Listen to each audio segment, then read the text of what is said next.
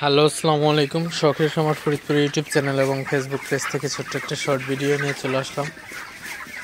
আজকে কিন্তু আসলে প্রচুর পরিমাণে গরম পড়ছে, তো আমার কিন্তু আজকে প্রায় 5টা মুরগির মতো স্টক করছে।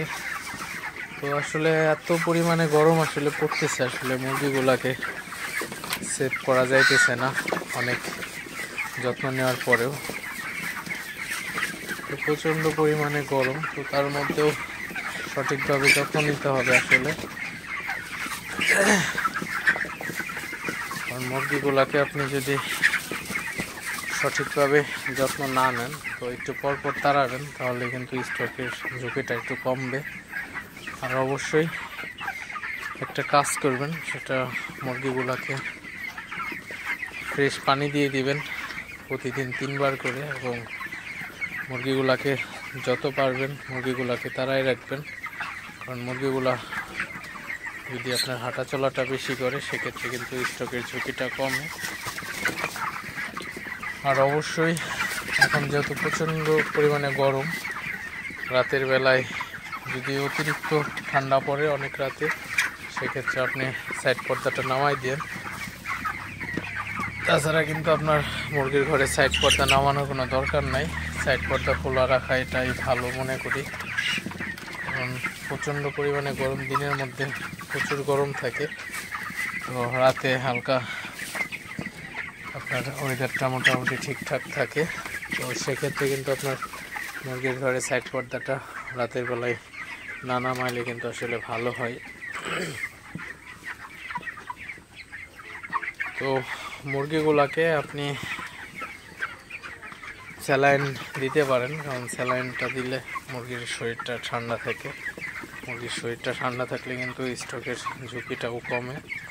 তো অবশ্যই আপনারা মুরগিকে বেশি বেশি যত্ন নেবেন, এবং মুরগিগুলোকে যতটা পারবেন বেশি বেশি তাড়ানোর চেষ্টা করবেন। যে পরিমাণে গরম পড়তেছে, আসলে আমার এখানে মুরগির কিন্তু হালকা পাতলা ঠান্ডা লাগছে। আসলে গরমে মুরগিগুলা ঘেমে যায়, ওই ঘাম থেকে কিন্তু আসলে মুরগিগুলা ঠান্ডা লাগে। তো আসলে গরমে কিন্তু অনেক ধরনের সমস্যা হয়ে যায়। তো বৃষ্টি না নামা পর্যন্ত আসলে ওয়েদারটা ঠিকঠাক হবে না মনে হইতেছে। তো যাই হোক, যত গরমে হোক না কেন, সঠিক নিয়মে আসলে মুরগির যত্ন নিতে হবে। অবশ্যই আপনারা সঠিক নিয়ম অনুসরণ করে মুরগির যত্ন নেবেন, তাহলে কিন্তু আপনার মুরগির স্ট্রোকের ঝুঁকিটা কমানো সম্ভব। আপনারা দেখতে পাচ্ছেন আমার শেডের পুরো ভিউ।